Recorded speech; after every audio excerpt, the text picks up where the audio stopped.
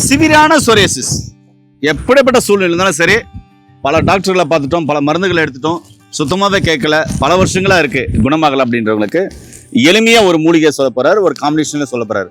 அதை எடுத்துட்டு வந்தா எப்படிப்பட்ட தோல் நோய்களும் ஸ்கின் சம்பந்தமான பிரச்சனை சரியாகுமா? எல்லா விதமான தோல் நோய்கள், உதாரணத்துக்கு படை, அரிப்பு, சோரியாசிஸ், இது போன்ற எல்லா தோல் நோய்களுக்கும் இதை யூஸ் பண்ணலாம்.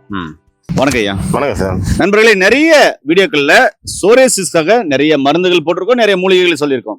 இன்னைக்கு அந்த வரிசையில இன்னொரு மூலிகைகளை நம்ம இந்த வீடியோல பார்க்கலாம். ஐயா, பல வருஷமா சோரியாசிஸ், தோல் நோய், எக்ஸிமா, படை, சொறி, சிரங்கு நிறைய இருக்கு.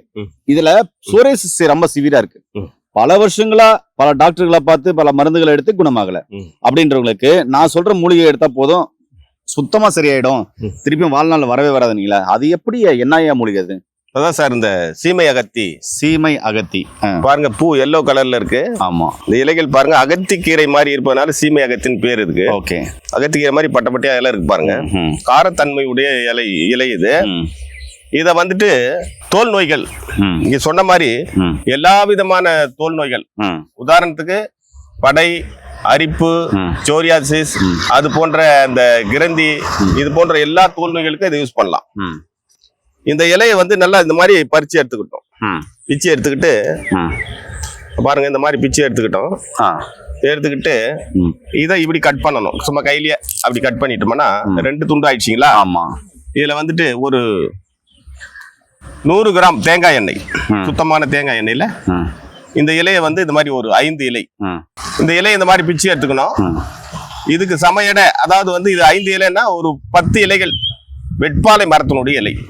வெட்பாலை இலைன்னு போது கொஞ்சம் நீட்டமா இருக்கும். இதே காரத்தன்மை, அதை வந்து இப்படி ஒடிக்கும் போது அந்த இலையிலிருந்து பால் வரும். அந்த இலை இதுவும் சேர்த்து இந்த 100 ml தேங்காய் எண்ணெயில போட்டு ஒரு வாரம் வெயில்ல வைக்கணும், கடுமையான வெயில்.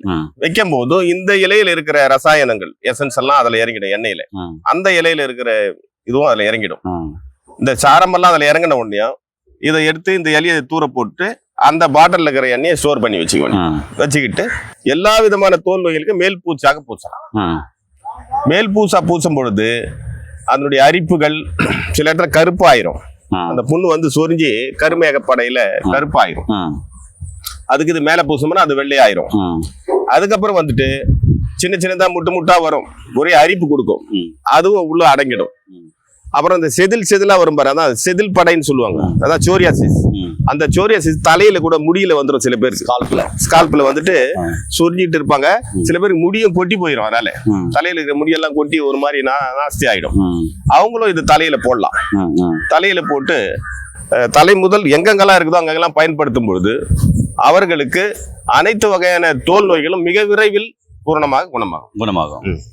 என்ன நண்பர்களே, பல வருஷமா சோரியாசிஸா ஐயா சொன்ன மாதிரி சீமாகத்தி இலையும் அப்புறமா வெப்பாலை இலையும் சேர்த்து பிச்சு தேங்காய் எண்ணெயில போட்டு நல்லா சூரிய ஒளியில ஒரு 7 நாள் வச்சிங்கன்னா போதுங்க.